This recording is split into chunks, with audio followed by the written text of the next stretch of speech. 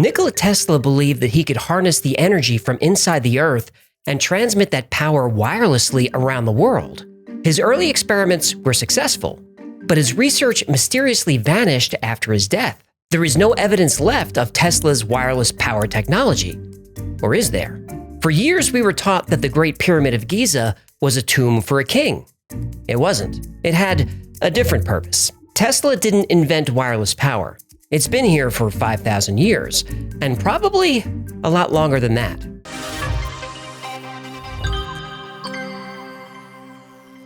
Okay, why were the pyramids built? Storage for dead mummies? Dead mummies? It's a tautology. Mainstream Egyptology says that the Great Pyramid of Giza is a tomb built for Khufu, the 4th dynasty Egyptian pharaoh who ruled 4,500 years ago. But the Great Pyramid doesn't have any characteristics of other Egyptian tombs. The Great Pyramid contains no artifacts, no hieroglyphs, and no elaborate wall art. It's been argued that the granite sarcophagus found in the king's chamber once contained Khufu's mummy. There's no evidence that a mummy was ever there. No mummy has ever been found in any pyramid, ever. Ancient Egyptians considered their pharaohs gods. The Great Pyramid is a strange structure for a god. Small chambers, narrow shafts, no markings at all. The way the pyramid was built and the materials used to build it suggest it had a different purpose. The sides of the pyramid are aligned with the compass with such accuracy that only modern engineering can match it. The Great Pyramid is a mountain made of 2.5 million blocks of stone weighing 6 million tons, piled 481 feet high. Its footprint is over 13 acres. To align this construction within 1/15th of a degree of true north is impossible precision. The base of the Great Pyramid is leveled to within 3/4 of an inch. The only way to do this with modern structures is to use lasers. Even though the sides of the pyramid are over 755 feet long, made of stone blocks weighing between 2 and 40 tons each side is within 2 inches of any other. That's 99.98% accurate. Fun fact, the pyramid doesn't have 4 sides. It actually has 8. Each side is slightly concave that you can only really see from directly above, or when the pyramid casts shadows during the equinoxes. And yes, those angles too are perfect. Whoever built the pyramids somehow knew the size of the Earth. If you take the height of the pyramid and multiply it by 43,200, you get 3,938.685 miles, which is within 11 miles of the polar radius of the planet. That's 99.7% accurate. If you take the perimeter of the base of the pyramid and multiply that by 43,200, you get 24,734.94 miles. That's the Earth's circumference at the equator within 99.3% accuracy. We know that the ancients were obsessed with equinoxes, when the day and the night are the same lengths. The length of the day and night on an equinox is 43,200 seconds. Now, skeptics will say this relationship between 43,200 and the size of the Earth is forced. They say, well, the planet is different sizes in different places, so this is just a coincidence. No, is this one of those episodes where we make the skeptics look like idiots? A little bit, yeah. Oh, good, I love those. Don't gloat. Oh, and the skeptics! Most of the Great Pyramid is constructed of nummulite limestone, the reddish-brown blocks that we see today. This rock is found close to the site and is abundant. But the builders of the pyramid also used unusual materials not found locally. The exterior of the pyramid was once covered in casing stones made of bright white limestone. They were polished smooth and fit together so tightly that no seams were visible. These casing stones were cut and shipped from a quarry in Tura, almost 500 miles away. That's like carrying thousands of 10-ton stone blocks the length of the entire state of Florida. They must have been special. Unlike the limestone cut locally, Tura limestone lacks magnesium. This makes it an excellent insulator. Limestone can carry an electrical current. Tura limestone can't. Interior chambers were built with a rare type of granite called rose granite, also brought from hundreds of miles away. This granite has a high concentration of silicon dioxide, also known as quartz. When quartz is compressed or even just moved, it creates a charge called piezoelectricity. One face of the quartz will have a positive charge, the other will have a negative charge. Connect the two faces together and you have an electrical circuit. Because of this property, quartz is used in all kinds of modern devices like watches, clocks, TVs, GPS units, and on. To charge a watch that uses quartz, all you have to do is shake it. And if you've ever used a barbecue lighter, the voltage is created by a quartz crystal. The king and queen's chambers were built with granite that is 85% quartz. The tunnels and passageways are also lined with quartz-rich granite. If pressure was applied to all this granite, it would generate a tremendous amount of electricity, turning the pyramid into a giant power plant. And there's proof that this is exactly what happened. The idea that the Great Pyramid was a power plant is not new. It was first proposed in the 1970s. It was and is considered a fringe theory. Ooh, those are my favorite kind of theories. I know. The fringier the better. Fringier? Fringier. No, that doesn't sound right. What's your problem? Oh, I'm sorry. Is the show interrupting your train of thought? Sarcasm, nice. Well, what do you expect? I'm trying to set up the show here, and it's not easy to do when you're jumping in with comments. As more and more discoveries were made over the years, more evidence emerged that the Great Pyramid as a power plant wasn't fringe science, but actual science. One of the most compelling cases comes from Christopher Dunn. He believes the process starts in the subterranean chamber. Below the pyramid are aquifers. As water moves through the underground cavities, sound waves are created. The frequency of these waves resonate with the Earth's natural vibration. As those waves move up through the pyramid, a process is used to magnify, focus, and convert the sound into energy. The Queen's Chamber was used for a chemical reaction that created hydrogen, and there's substantial proof of this. There are two interior shafts that lead to the Queen's Chamber. The northern shaft has traces of hydrochloric acid. The southern has traces of hydrated zinc chloride. Combining these two chemicals creates a volatile reaction that generates hydrogen, a lot of hydrogen. This hydrogen gas would flow from the Queen's Chamber through the horizontal passage and into the Grand Gallery. The Grand Gallery is also made of granite. As the hydrogen gas builds up, the pressure compresses the granite, creating electricity. This electricity also ionizes the air, increasing conductivity. Within the Grand Gallery were 27 or 28 pairs of resonators that would vibrate and emit sound. The hydrogen atoms would organize themselves into waves in sympathy with the sound waves of the gallery. These sound waves further excite the stone, creating even more electricity. Oh, so let me get this straight. You stick the shafts into the Queen's Chamber, which gets the stones excited? That's right, but somehow when you say it, it sounds dirty. I'm a naughty, naughty fish. Acoustic engineers have determined the gallery resonates at 440 Hz and naturally emits an F-sharp chord. 440 Hz and the F-sharp chord have been connected to a lot of woo-woo ideas, but there's a reason for that. It's considered a sound that resonates in harmony with the Earth. The builders of the pyramid knew this. Longtime Mac users will recognize this sacred chord. At the top of the gallery is a small shaft leading to the King's Chamber. The opening is 8.4 by 4.8 inches. This is the perfect size for hydrogen microwaves to pass into the King's Chamber, which also resonates at 440 Hz and F-sharp. Above the King's Chamber are 5 layers of granite beams, stacked and separated by air gaps. This is called the relieving chamber because it was believed that this interior structure relieved the weight of the pyramid. That's not what it does. The beams are smooth on 3 sides, but rough cut on the top.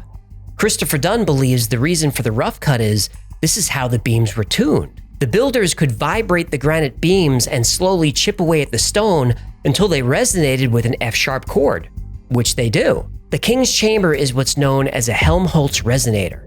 When you blow air across the top of a bottle and create sound, that's a Helmholtz resonator. Change the volume of liquid in the bottle, or change the volume of stone within the chamber, you change the pitch. The entire complex is a giant musical instrument. Now, some skeptics reluctantly agree that the Great Pyramid has musical properties, but for skeptics to consider the pyramid as a power plant, they would need evidence to show that a giant stone pyramid would respond to electromagnetic energy. There was no evidence of that until 2018. Whether true or not, it's scientifically possible that the Great Pyramid was a structure for creating, harnessing, and focusing energy. The exterior was made of material that insulates electricity. The interior was made of material that conducts electricity.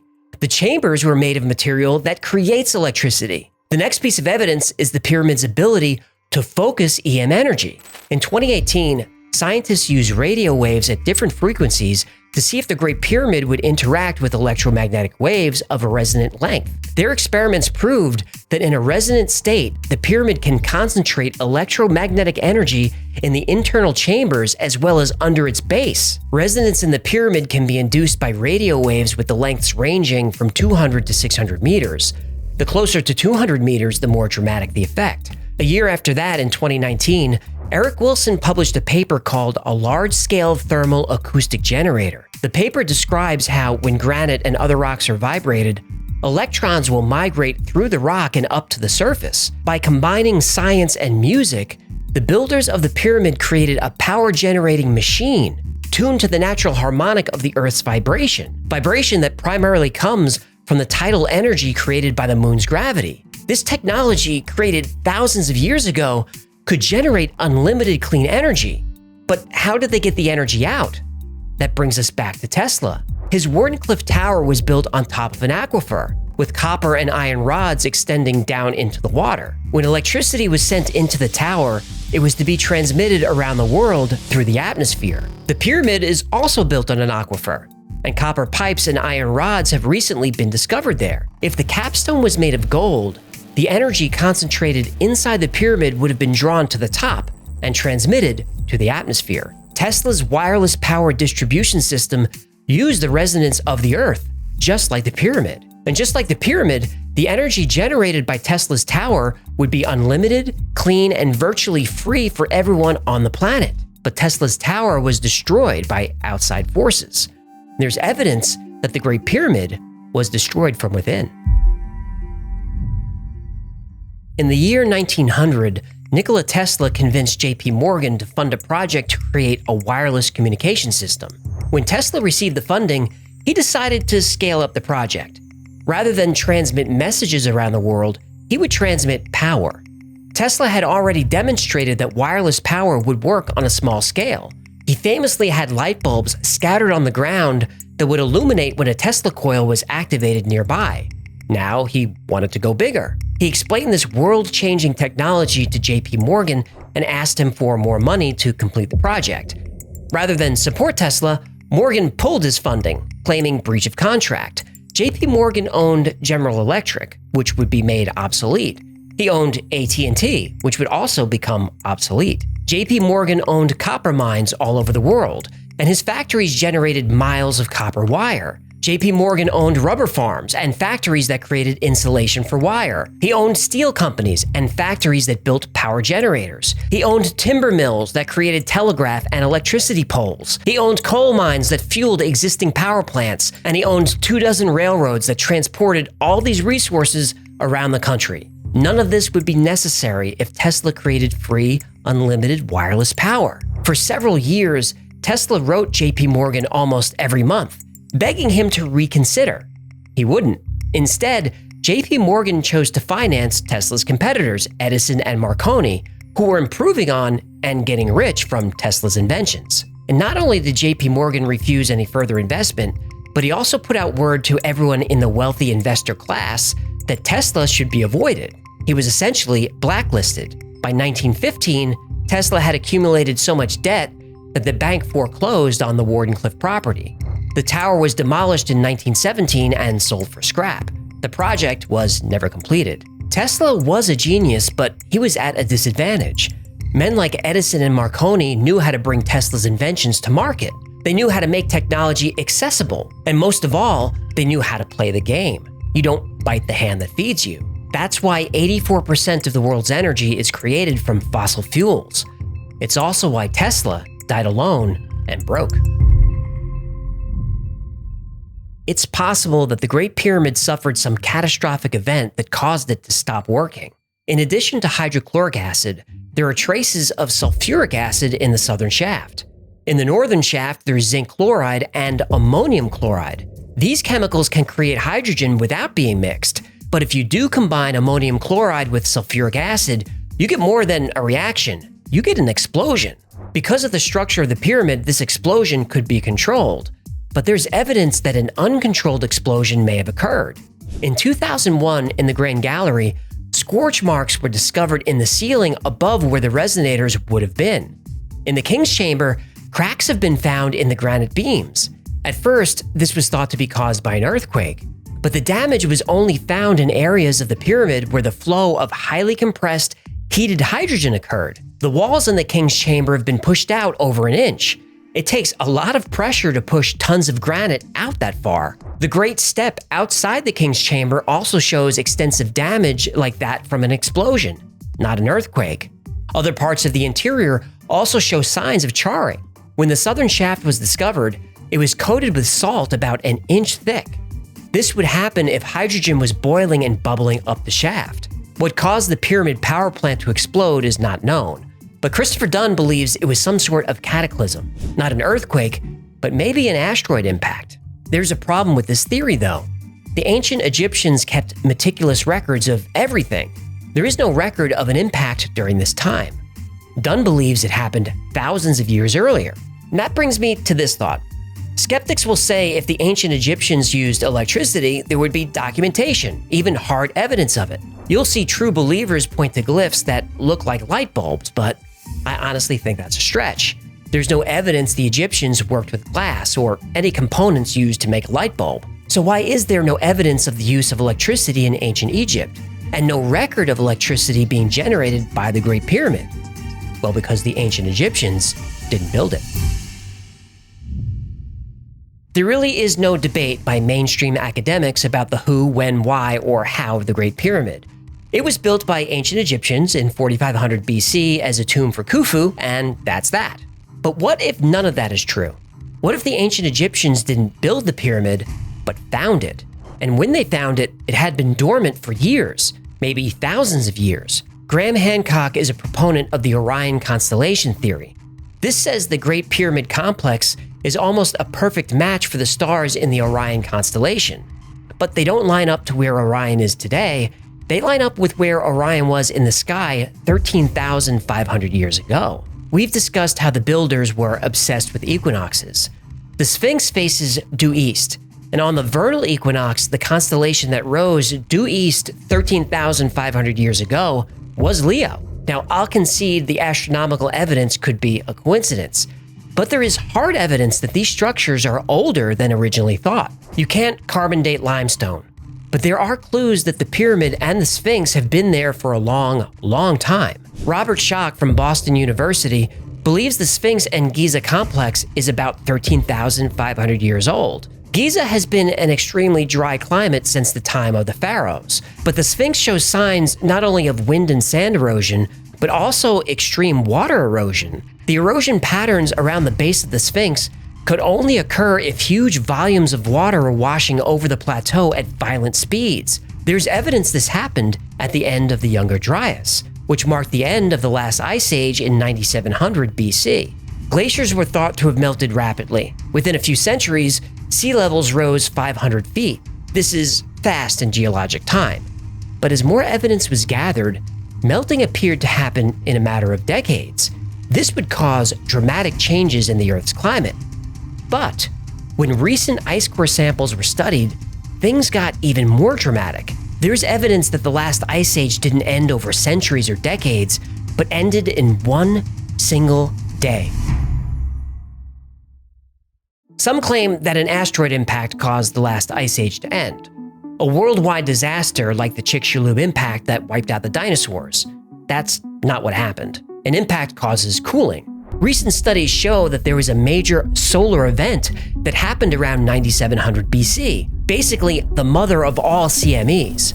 A violent plasma storm hit the Earth and overwhelmed the Earth's magnetosphere, which is our defense against solar radiation. Without the protection of the magnetosphere, massive lightning strikes happened all over the Earth. Lightning that was orders of magnitude more intense than anything we've ever seen.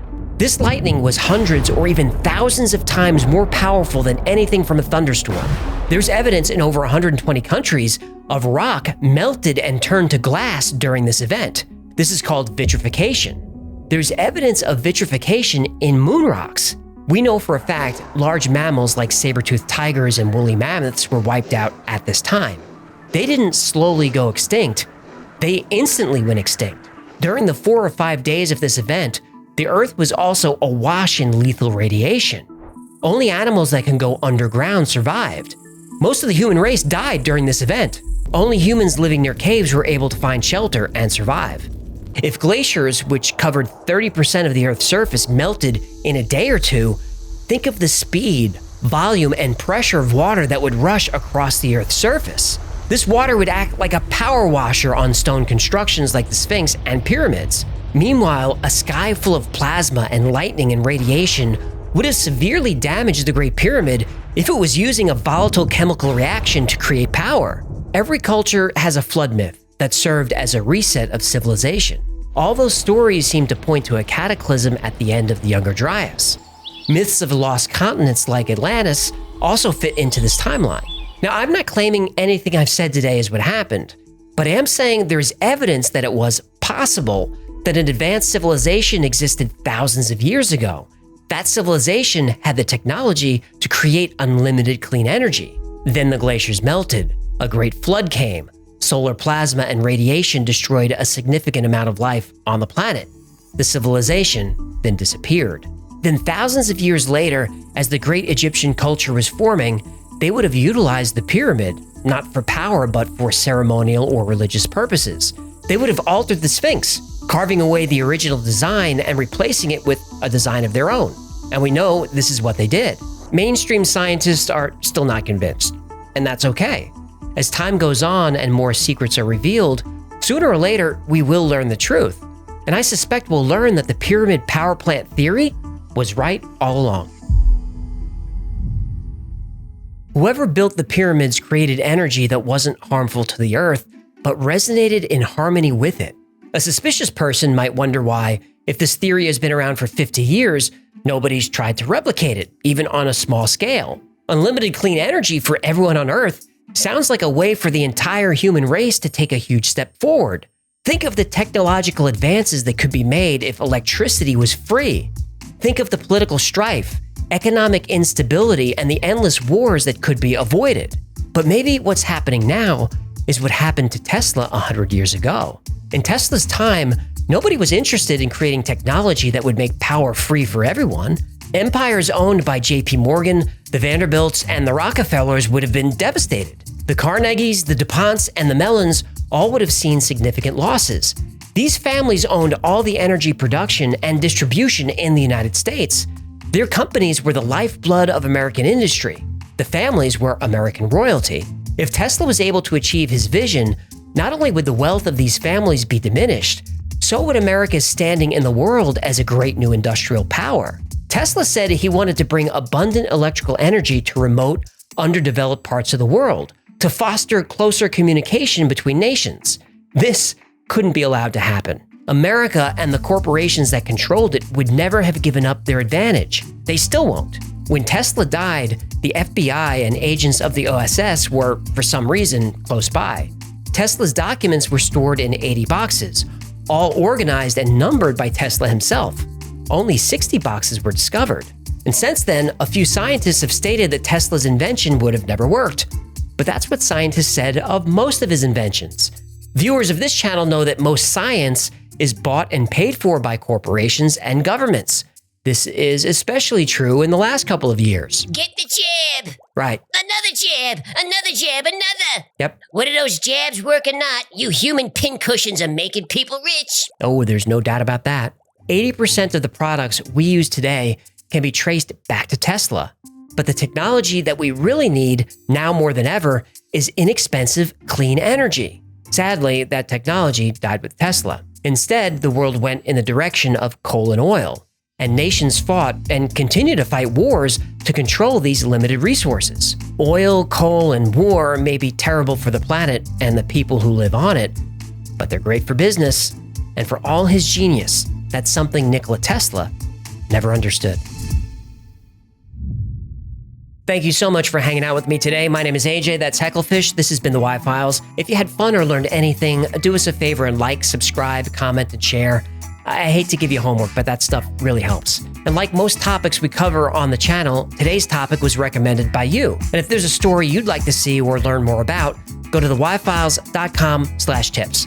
And special thanks to our patrons who make this channel possible. we couldn't do it without you. And if you'd like to support the Y-Files, consider becoming a member on Patreon or grabbing something from the Y-File store. Now, keeping this bowl topped off with vodka ain't cheap, you know. It's not. I'd like to upgrade from Stoli to Belvedere. Don't push it. That's going to do it. Until next time, be safe, be kind, and know that you are appreciated. I gotta sneeze. Couldn't get it. Gesundheit.